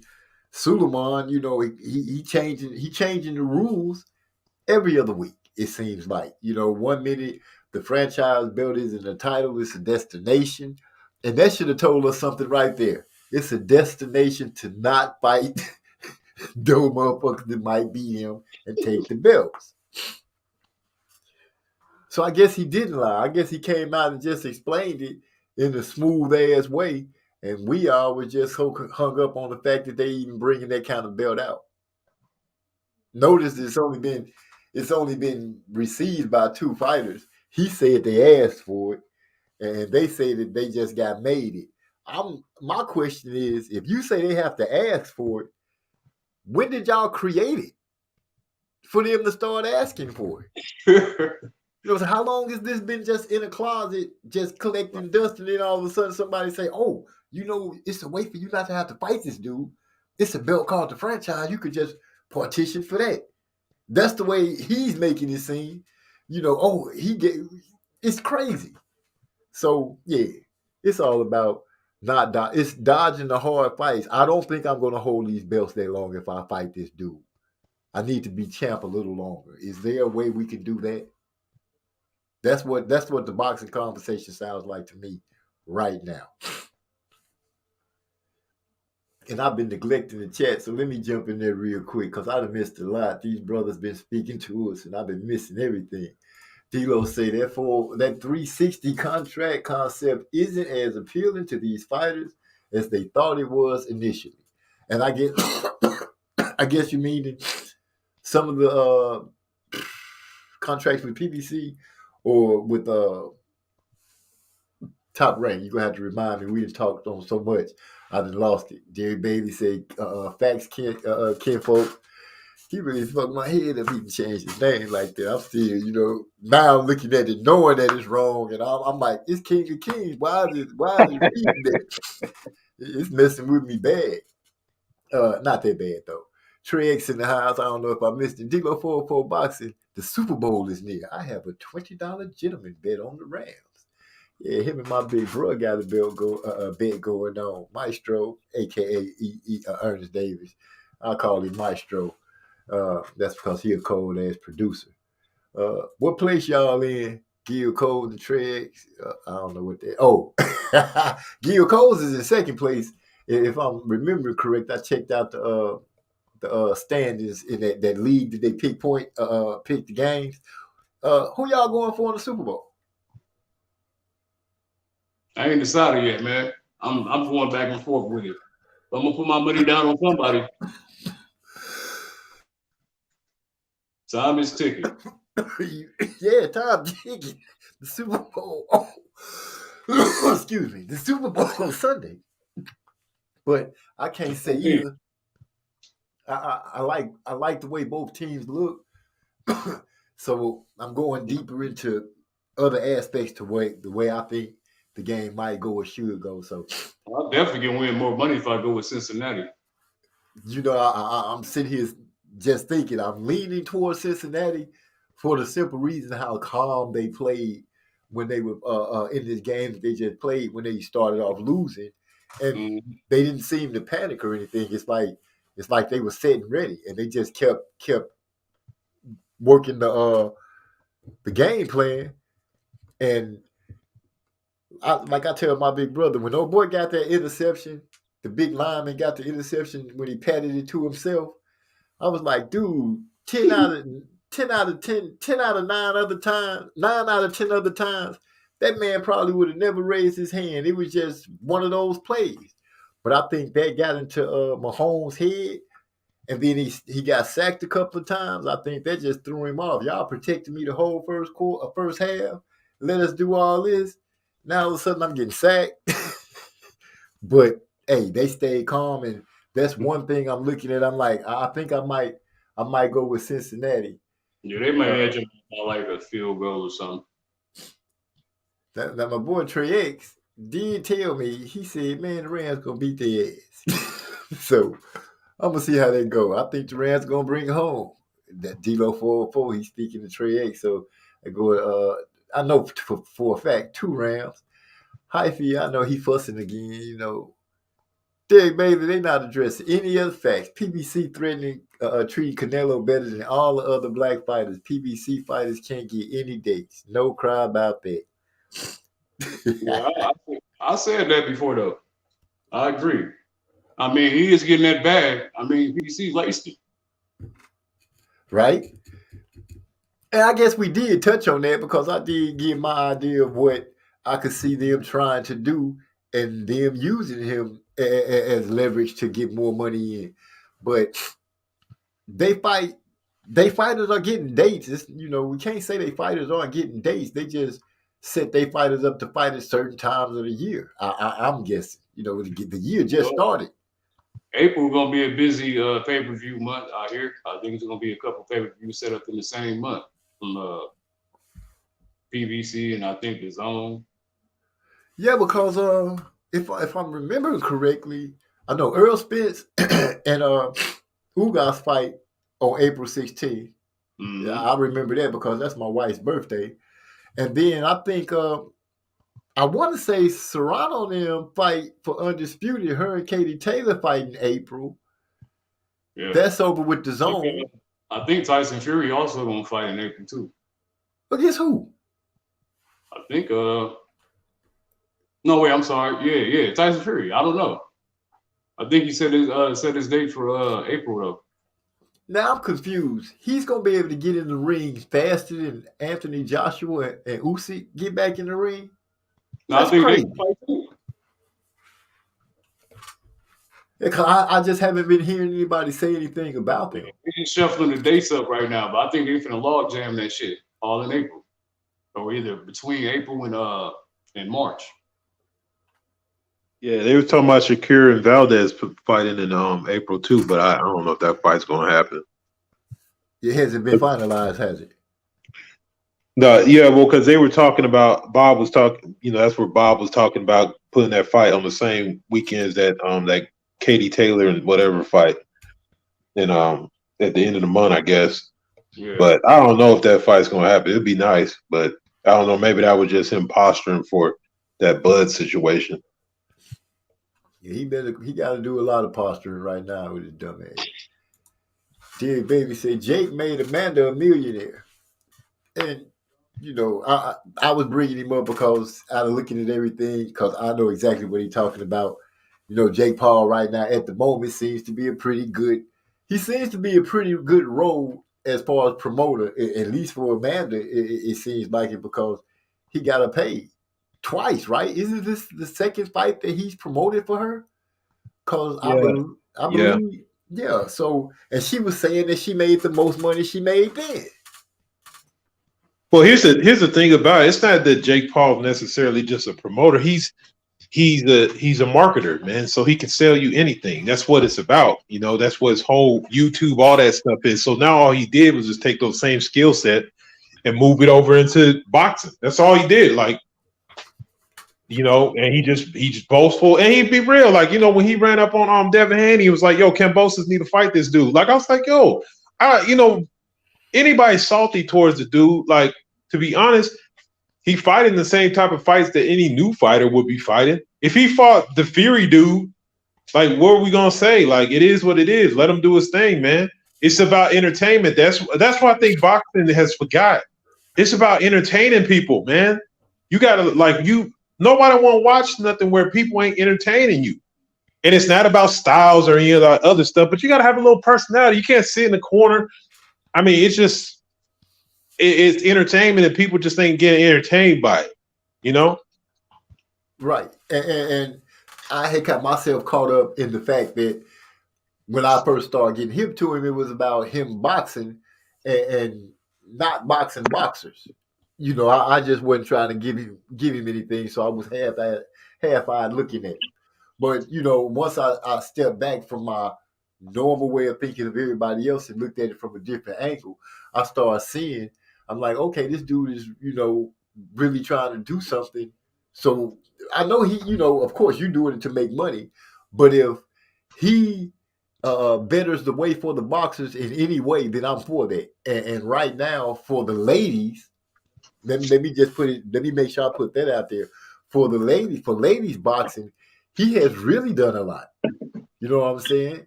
Especially to get to make this woman a millionaire already. As long as she been fighting, bam, he come through 2 fights. I think she made $1 million the first fight. I don't quote me on that, but I do know she got paid the first fight, and she was speaking about it and she was praising him pretty good, and then. Fast forward, here we are again, and she spoke on it again. You know, so as far as how he's doing business, she's intrigued by it and she likes it. I hate that he and Clarissa is bumping heads, but I hope she realizes or he realizes at the fact that how much money that they could make together. Mm-hmm. So you saying that it's about entertainment. You're right. It is about entertainment, and that's what we've always looked for. We like a fighter that could talk noise and everything. I hate the fact that we involved with who making this and who making that. But once again, Floyd Money Mayweather did that, and people expected that from him. But now you got so many fighters, man.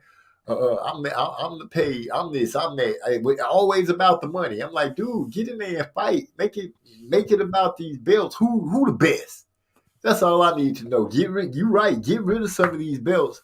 Isn't it the WBA that's consolidating their belts to get rid of one of their belts? And people was complaining about that. I'm like, dude, we've been asking them to get rid of belts for the minute, and now that they finally doing it, y'all complaining. What the hell are y'all thinking about?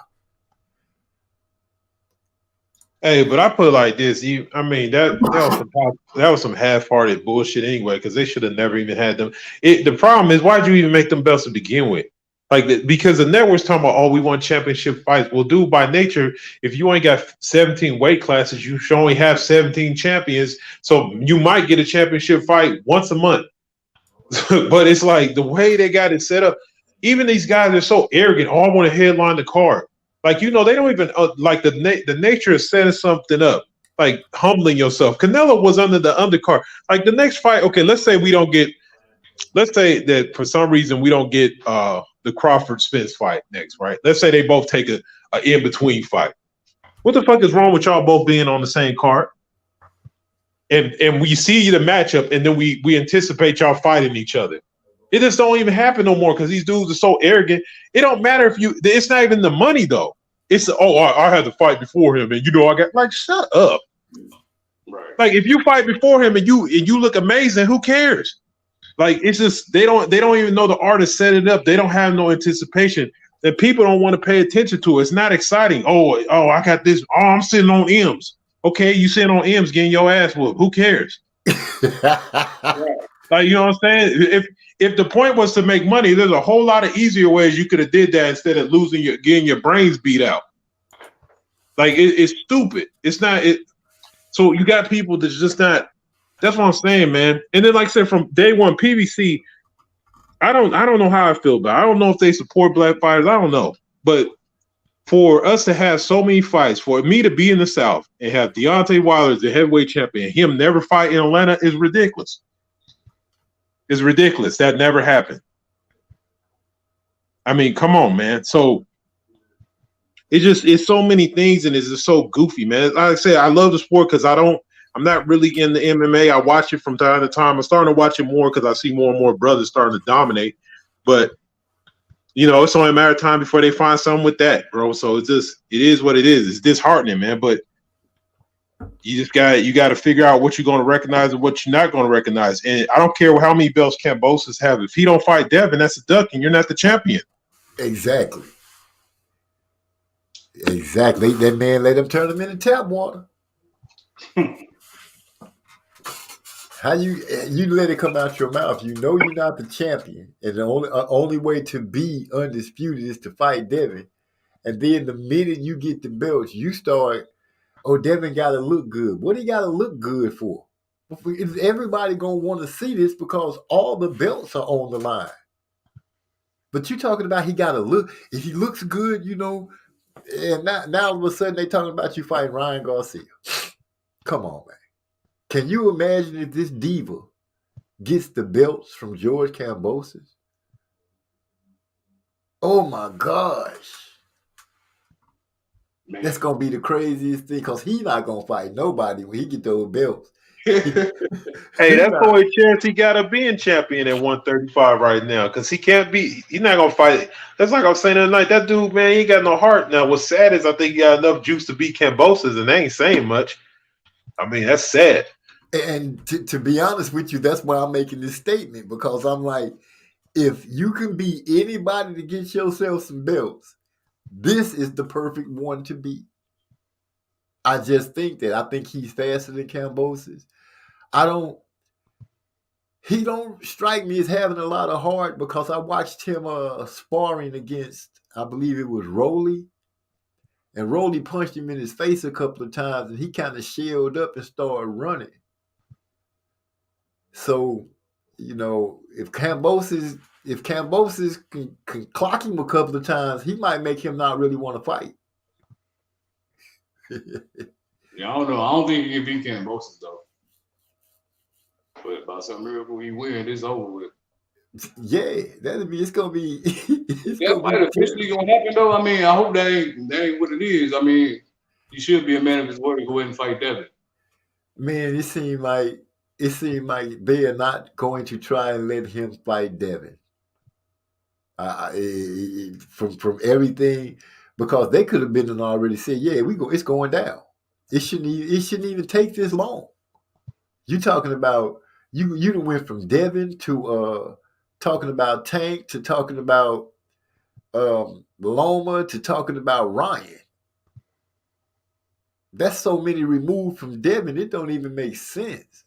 To me, anything else other than Devin Haney, this dude's a duck. He ducking. Like you said, he tap water, a bucket of it. He don't want no smoke. I don't care what nobody say. If he don't fight Devin, if he not fighting Devin for all of the belts, he don't want no smoke. You can't even make no excuse for him because you got all the belts, save one. There's no excuse to fight anybody else. None. You're a buster. You a sucker. You weak. You are not a champion. Hyphy. Conor Bennett is a mark. He came out and said he's in no rush to fight any of the live bodies until he's certain he's at his peak. Well, at least he know that he can't be somebody, so he spoke on it. You know what I'm saying? That's better than just running out there and getting your wig knocked off, knowing you wasn't ready. You want to see Virgil O'Keefe against who is that dude? A dude from overseas?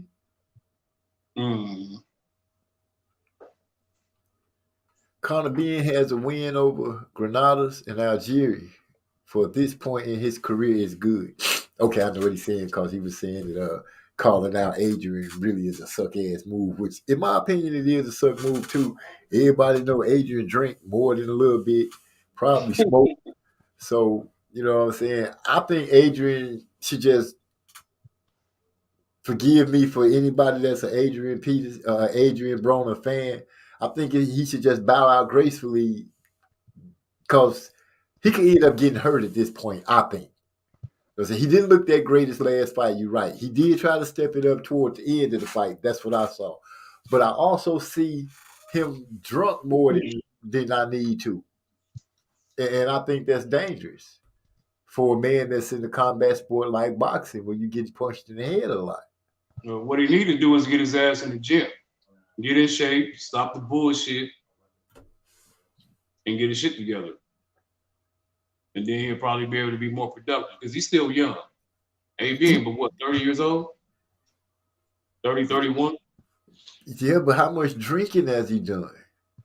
You know, that's the thing. You know? I mean, but still, I mean, you know, he can still get back into shape. He's young enough. He's resilient. You know what I'm saying? So if he disciplined himself enough, he'll be okay.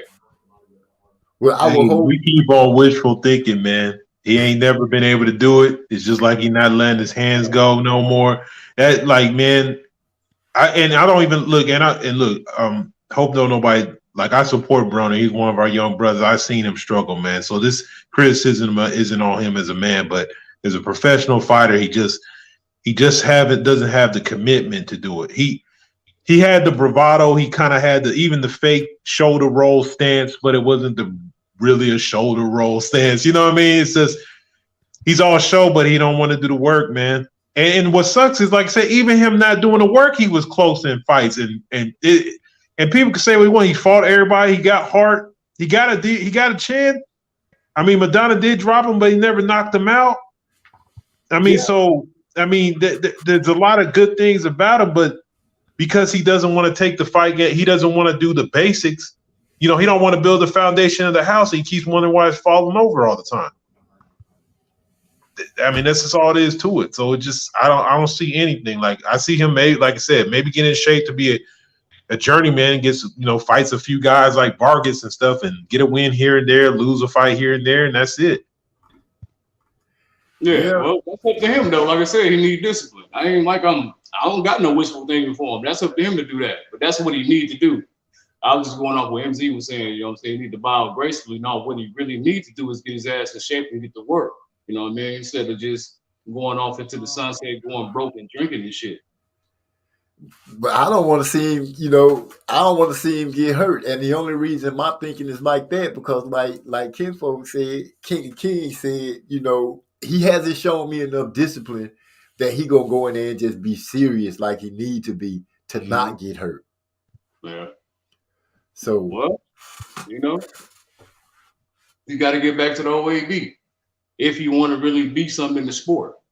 Other than that, he's going to be a guy that everybody come in there and kick his ass. He's just going to be a journeyman. Well, that's if he even fight. I mean, we don't even know if he's going to even fight again at this point. Right. You're right. We don't, because we haven't heard about a date or warming up or anything. So yeah. I'm going to go ahead. Hey, D-Lo 44 Boxing says, man, I'm not about to make excuses for why Spence and Crawford can't be made. If they stay on track, it's no secret that fight is huge. Right. I agree, D-Lo. Hey, I will say this: that Spence, he representing Texas, and he gonna go ahead and he gonna keep it real and keep his word. Mm-hmm. And he gonna fight. Bud, he gonna push for that fight with Bud after he beat Ugas to take that WBA. Right. Well, we'll see. I ain't gonna even say nothing, man. You know what I've been saying, but look, we'll see. I want to see what he gonna say when the smoke clear. If he win, you know what I mean? I think Ugas got a nice chance of beating him anyway. So we'll see. Ugas got a good chance. I'm not even taking that away from him. But I haven't heard anybody with the tail of the tape since I first said that Ugas only had a 69-inch arm reach. I haven't seen anybody, any official tape measures, anything like that, saying his arms are any longer than that. I think it's like 68, 69. Earl Spence like a 72. Right. Ugas is he a good counter puncher and everything like that. I want to see how he's gonna react with the way Earl fights. Now, mind you, I'm not going to speak about the accident because this 2 fights removed from that, and he already showed that he could bounce back from the accidents to all that other stuff. I'm not going to play into it. The eye's supposed to be healed. I'm a Spence fan, so I feel like the dude is a hard. He was raised here in Texas, born in New York, but he was raised here, so everything he knows is Texas. I believe he's a hard-nosed young man that's going to take it to Ugas. He might even. He might stop Ugas. He could stop Ugas. Hey, I'm willing to say I'm thinking he might could stop Ugas. He back training with that dude. That dude is ridiculous with the exercises he be doing. And if he working, you talking about Blu-ray? Yeah. I thought he wasn't with Blu-ray no more. No, from what I understood, they was back together. They had separated, but now they back working. That's the impression I've been put up under. So when did this happen? Was this recently or what? I would consider it recently. I would say at least more than 6 months. No, he wasn't with him 6 months ago. He got some other dude. He got some white dude. Oh, for real? Hyphy say you're not with him either. Yeah, he got some white dude he working with. Yeah, see, Spence not with Blu-ray.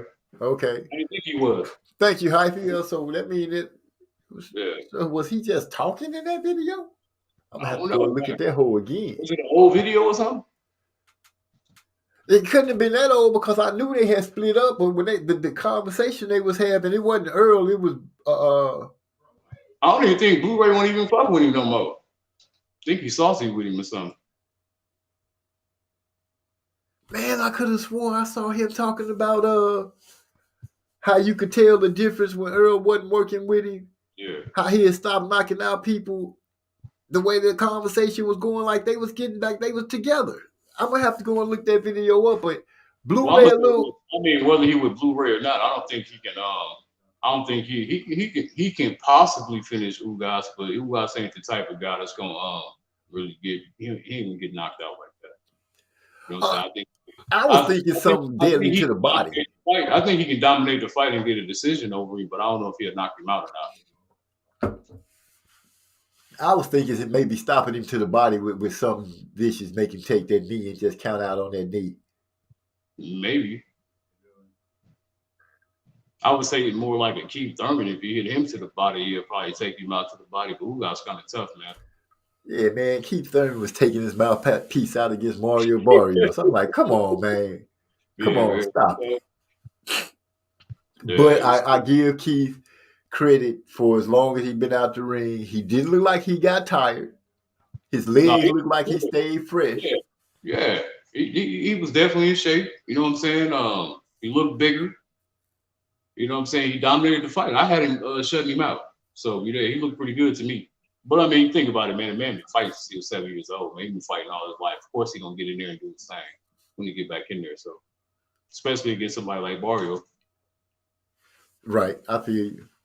I was saying, Barrios is not really that fast. You could see the timing was like Barrios was missing so much and so often it looked like he had ring rust. That's and that's attributed to Keith because Keith was getting in and out. Man, he was getting in and out, pivoting. That's what make him a good matchup stylistically for anybody because he got good movement in the ring. He got some good footwork. And he didn't have to use his footwork like that in that fight. He barely did it. He basically was going forward. Yeah, because Mario kind of sucked at cutting off the ring. Yeah, he couldn't finish him though. I was hoping he could finish him, but he didn't do it. But you know what I'm saying, he did pretty good though overall. I'll give him an A on his performance.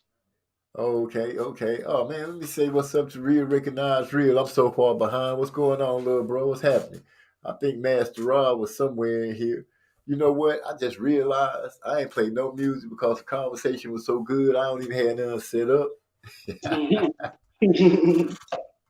And I noticed that, man, we went hard from 8:30 to 10:25, Yeah. which is right about the time that we jump on off of here. I'm sorry, fellas, I didn't read all of the comments like I usually would, but the conversations tonight was so good, man. Cypher Supreme, I am so glad you stopped through. I really appreciate it, man.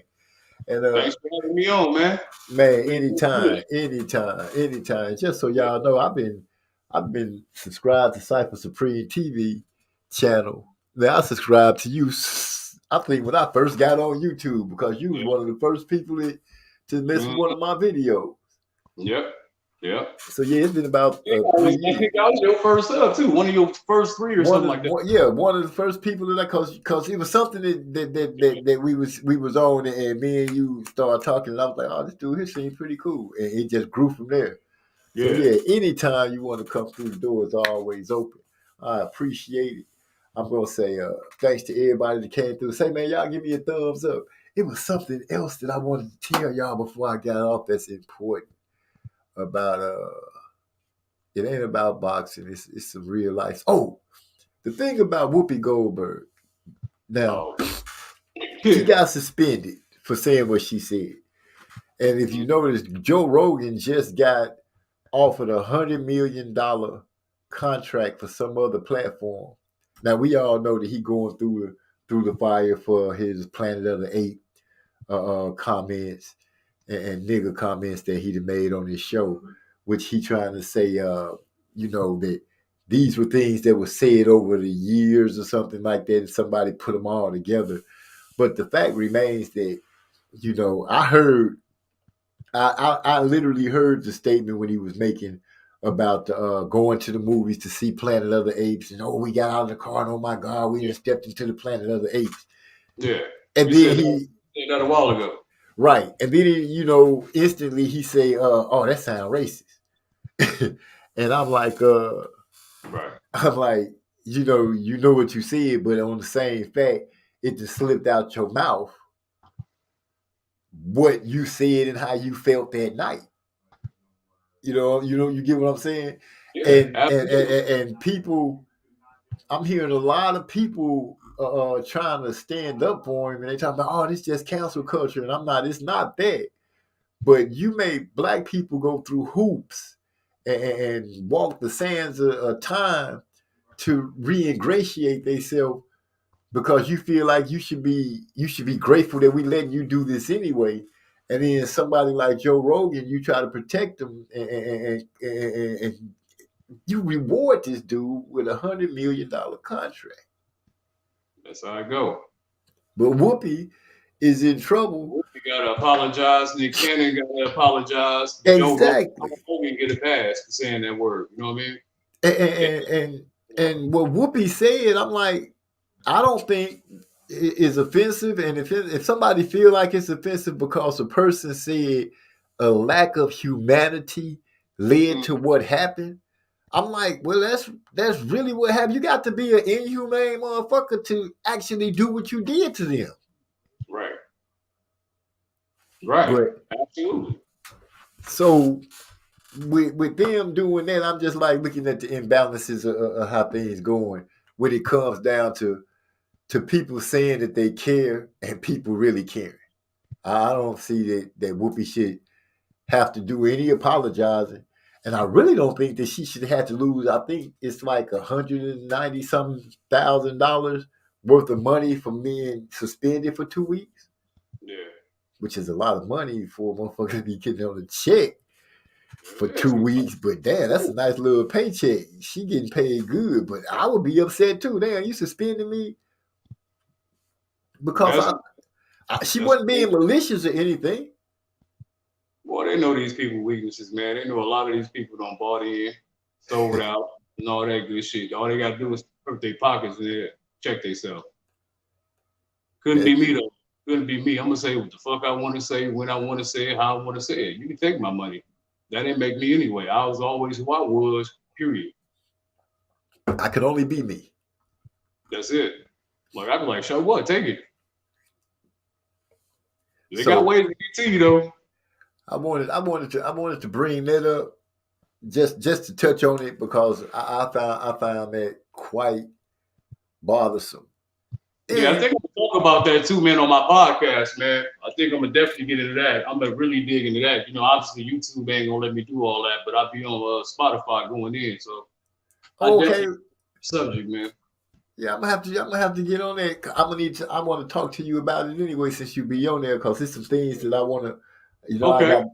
So yeah, I want to chop it up with you about that. If you don't mind, after I close us out, if you hang back for a couple of seconds, and All right. it's two more stories that I wanted to bring to people's attention. Remember Ahmaud Arbery and how he got killed, right? Yeah. How they chased him down and killed him. Well, in Mississippi, 2 men got arrested for, dig this, shooting at a FedEx driver that was in their neighborhood. Now, one of the men was standing in front of the car with a gun, in front of the vehicle with a gun, telling him to stop. He said he swerved around a dude. They started busting at him.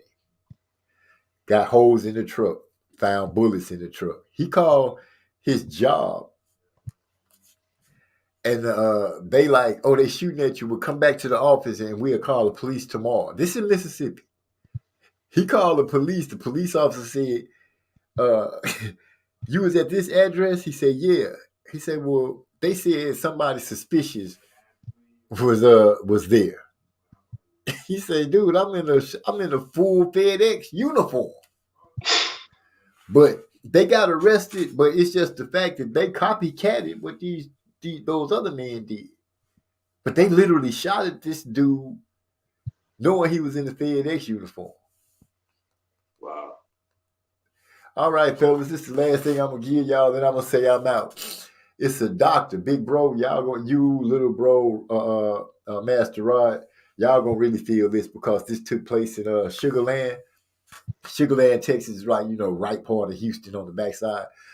This doctor is suing JP Morgan Bank. She just became a doctor. She go in there with a $16,000 check because they gave her a signing bonus. The tellers looking at her talking about we don't feel comfortable putting their check in the bank. She's suing their ass for $1 million. Good. So I'm like, yes, every time somebody do something stupid like that, I don't want to hear about we're gonna give them what's the training, how to deal with people better training. No, I don't want to hear that. Hit their ass in their pockets and make them hurt. With that being said, everybody from D-Lo 404 Boxing, Hyphy, man, I really appreciate you staying around so long. This is one of the first nights that I can remember him being so active, and I didn't read all of this. I didn't read as much as I should have. But everybody, Trey-X, Maestro, everybody, real recognized, real Master Rod, I salute every one of y'all. Thanks for stopping through. We're going to have to do it again next week.